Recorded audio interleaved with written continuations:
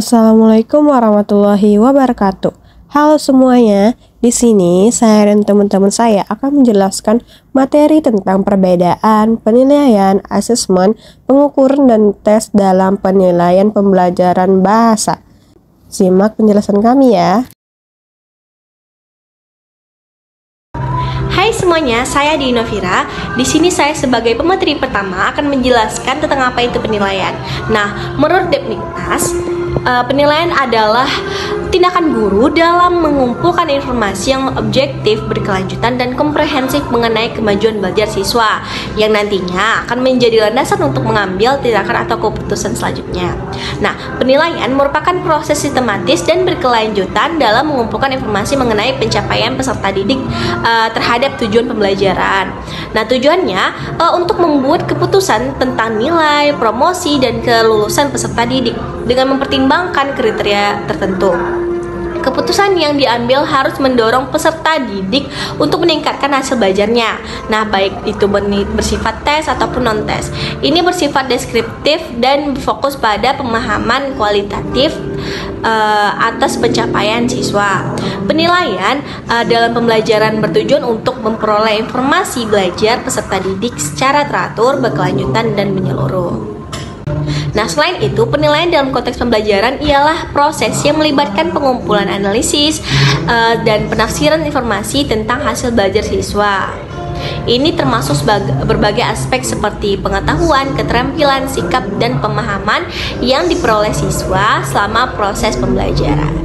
Perkenalkan, nama saya Zahra. Nah, kali ini saya akan membahas mengenai asesmen. Asesmen itu seperti mengukur seberapa jauh kita telah belajar atau berhasil mencapai tujuan belajar. Misalnya seperti ketika guru memberikan nilai pada ujian untuk melihat berapa baik kita memahami pelajaran tersebut. Jadi, asesmen merupakan proses penting dalam pendidikan yang digunakan untuk mengevaluasi pemahaman dan pencapaian siswa dalam pelajaran.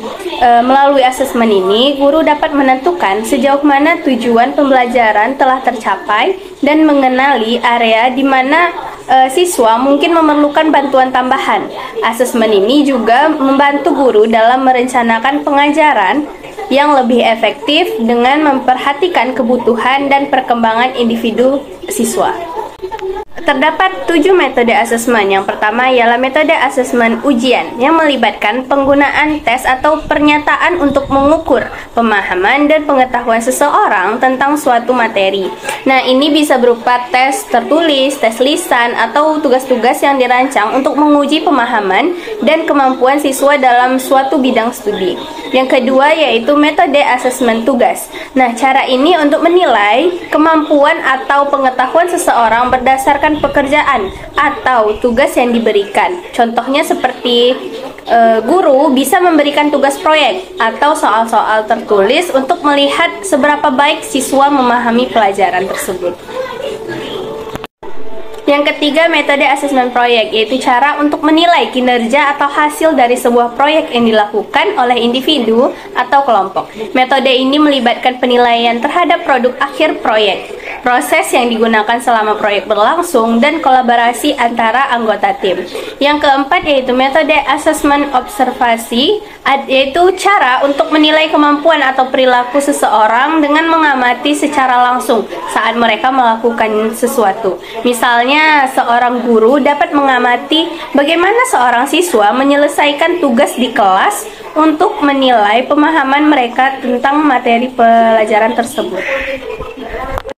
Yang kelima, metode asesmen wawancara, yaitu proses penilaian di mana seseorang bertemu langsung dengan orang lain untuk berbicara dan menjawab pertanyaan. Dalam konteks pendidikan, wawancara dapat digunakan oleh guru atau pengajar untuk memahami pemahaman, pengetahuan, atau kemampuan siswa secara lebih mendalam. Wawancara juga bisa digunakan dalam proses seleksi untuk melihat kualifikasi dan kepribadian calon siswa atau karyawan. Yang keenam yaitu metode asesmen untuk presentasi. Biasanya melibatkan evaluasi dari berbagai aspek presentasi seperti konten, penyampaian, dan keterlibatan audiens. Yang terakhir adalah metode asesmen diskusi kelompok, yaitu melibatkan kelompok siswa dalam berdiskusi tentang topik tertentu. Mereka biasanya diberi waktu untuk membahas masalah atau materi yang telah dipelajari, lalu mereka berbagi pemikiran, ide, atau jawaban. Nah, selama diskusi diharapkan dinilai berdasarkan partisipasi aktif, pemahaman materinya, kemampuan berargumentasi, dan kemampuan bekerja sama dalam kelompok. Setelah diskusi tersebut, seringkali ada refleksi atau evaluasi bersama untuk mengevaluasi bagaimana diskusi berjalan dan apa yang bisa diperbaiki di kedepannya. Di sini saya akan menjelaskan materi tentang pengukuran dan tes dalam pendidikan. Nah, menurut Chengelosi pada tahun 1995, yang dimaksud dengan pengukuran adalah suatu proses untuk pengumpulan data melalui pengamatan empiris untuk mengumpulkan informasi yang relevan dengan tujuan yang telah ditentukan. Nah, dalam konteks pendidikan, pengukuran berarti mengevaluasi atribut atau karakteristik tertentu dari peserta didik, bukan peserta didik itu sendiri. Nah, dalam konteks pendidikan, pengukuran adalah proses pengumpulan informasi yang relevan dengan tujuan yang telah ditetapkan melalui pengamatan empiris. Guru menilai kemajuan siswa dengan mengawasi aktivitas dan kinerja mereka, serta memanfaatkan panenya indera seperti penglihatan, pendengaran, sentuhan, pengejuman, dan rasa. Evaluasi ini memiliki dua aspek utama. Yang pertama, menggunakan angka atau skala tertentu. Yang kedua, mengikuti aturan atau formula yang telah ditentukan. Nah, pengukuran kinerja siswa dilakukan dengan menggunakan skala kuantitatif sehingga dapat diekspresikan dalam bentuk angka. Proses ini melibatkan pemberian angka untuk atribut atau karakteristik khusus individu atau objek sesuai dengan aturan dan formula yang telah disepakati oleh para ahli. Nah, dalam konteks pendidikan, pengukuran adalah evaluasi terhadap atribut atau karakteristik tertentu dari peserta didik, bukan peserta didik itu sendiri. Nah, di sini dapat teman-teman lihat kami menyajikan contoh pengukuran mengenai angka, menggunakan angka tabel, yaitu contoh ajaran standar penilaian membaca puisi siswa. Di sini kami membuat pengukurannya yaitu dalam bentuk tabel. Nah, aspek yang dinilai itu ada ekspresi wajah, vokal, dan penghayatan. Kemudian kriterianya yaitu ada aspek ini, komponen atau kriterianya yaitu siswa dapat mengekspresikan wajah dengan tepat saat pembacaan puisi.